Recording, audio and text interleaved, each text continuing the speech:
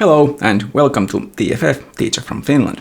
I usually make lecture videos about philosophy and psychology and stuff like that, but I'm taking a break from those and talking about tabletop role-playing games for now. In this video, I'll give a guide or some hints or points about developing your own campaign. So this might be useful if you're a game master or a game designer or developer. I'll start with the following guideline to structuring your campaign the way I'd like to see it. First, a booklet or file for the general overview of the whole story, perhaps with a visualization showing how the separate scenarios and locations and perhaps even people are related to each other.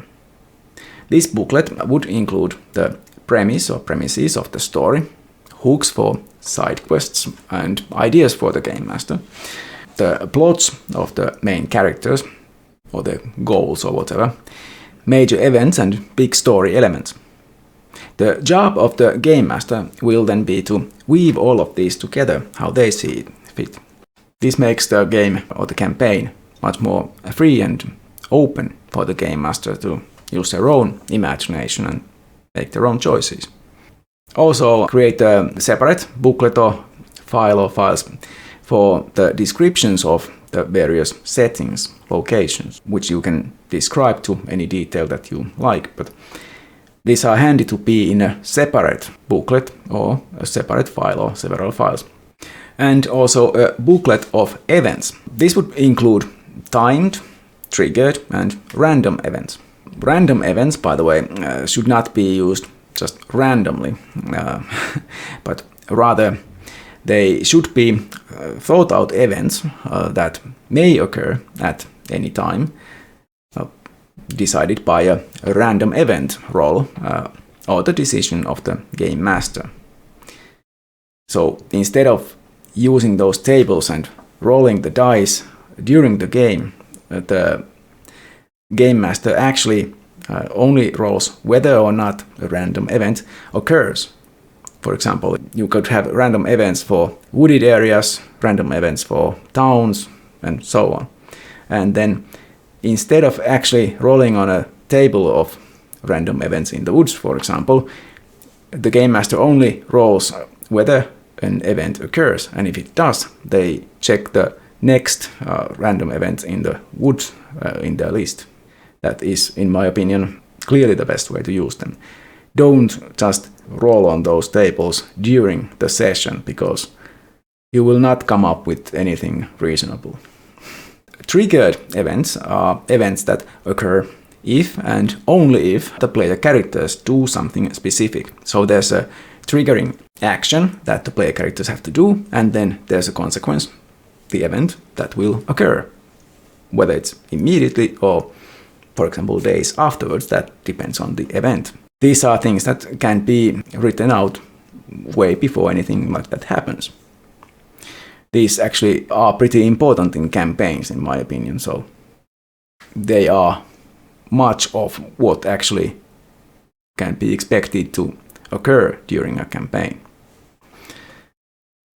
A timed event also, of course, is very important, because that's an event that occurs regardless of what the player characters do. Those last two types of events are basically the meat of the actual campaign. Then I have some comments about NPC, non-player character descriptions. If you are developing a campaign, it would be useful to have a separate booklet, as I just explained, for the non-player characters. Obviously, this can be a file or even more than one file these days, instead of a printed booklet. This booklet, or whatever, should also include lists of names for the game master to use, should the need to suddenly arise. The game master will anyway have to come up with various new characters, NPCs, on the fly, and instead of having to just try and come up with a name on their own, it's better to have a list of names suitable for that location, so they can write down or mark which name they used for this new character that they just invented, because the player characters did something that required this new person to appear. There's also a bunch of things that I would like to see used in the booklet about at least every important NPC in the campaign. So there should be obviously their name or names, their titles, and apparent information about them. Like, for example, Lord Russell, Lord of Dogwood. If possible, it would be nice to have a picture of that. A picture you can actually show the players, obviously. There should be a short written description of the appearance and demeanor of this person. For example, short, hairy, seems to drool. Then there could be details available with prompting requiring the players to ask, or the player characters to do something to find out more about that person. For example, will eagerly fetch a stick if thrown. And then obviously there should be a section for the game master's secret information about that NPC, including stuff like the importance or significance of that NPC for the story, if any, the goals of the NPC, a deeper description like the motivations and knowledge of that particular NPC, and also a brief personal history of that NPC. At least in some cases there should be some kind of set of handouts that the players can be given about this NPC, like their picture and perhaps descriptions or whatever, maybe even personal stuff like excerpts from the diary, letters, or things like that. So here are some things I'd like to see in the text for the scenario. Starting with a brief summary of the scenario, possibly with even a mind map showing how everything is connected. Then descriptions in the normal type of writing with ordinary margins, but with details with some kind of indentation. The names would be underlined and important words should be in bold, so they stand out from the text. Then things that the players may know or may come to know at some point could be, for example, in cursive or even in block quotes, so that the game master can read those things to the players straight from the booklet. And I already mentioned a list of names would be nice, a list of common local names, for example. Obviously this could be as a separate list in the separate booklet for the characters of the story, if there's a separate NPC booklet, which is one way to do things. It has been used in some campaigns that I've seen and used. Also a list of clues for the scenario, and with all those clues there should also be a mention of where, in which location the player characters might encounter that clue, assuming there are clues in your story, that they are important. I personally prefer in pretty much any kind of game if there are clues and things to figure out, and handouts too. And while locations may contain clues, that might sometimes not be enough. It could turn out that the player characters fail to find or understand the clues. So additional clues that are not specific to a certain location, that I would call floating clues, should be included as well. These would include perhaps a handout and possible locations or ways to get that information.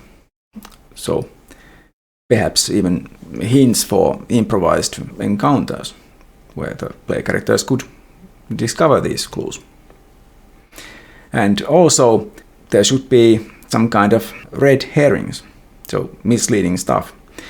And these should be mentioned in the summary in the beginning as well, for the clarity that the game master definitely needs at some point. Some of these red herrings could be pretty lengthy to figure out, especially if they are kind of parallel to the actual plot. The game master could be advised to not use them with novice players, because otherwise the players might be so confused and the story will get bogged down and never actually advance.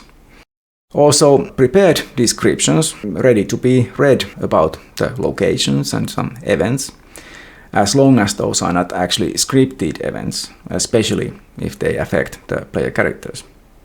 Also, episodes of insanity, for example, and insane insights and that sort of things. These would be nice to have in the booklet ready to be read to the player so that the game master does not have to improvise at these on the spot. Also, it would be nice to have some prepared outcomes for failures in various places in the booklet, along with the events that occur and the location descriptions if the players fail to find something or they accidentally do something that they really shouldn't do, and so on. If these are all prepared, then the game master again does not have to figure those out themselves on the spot, especially if the game master is new, because then they really don't know necessarily what to do in those situations. That's all for this time.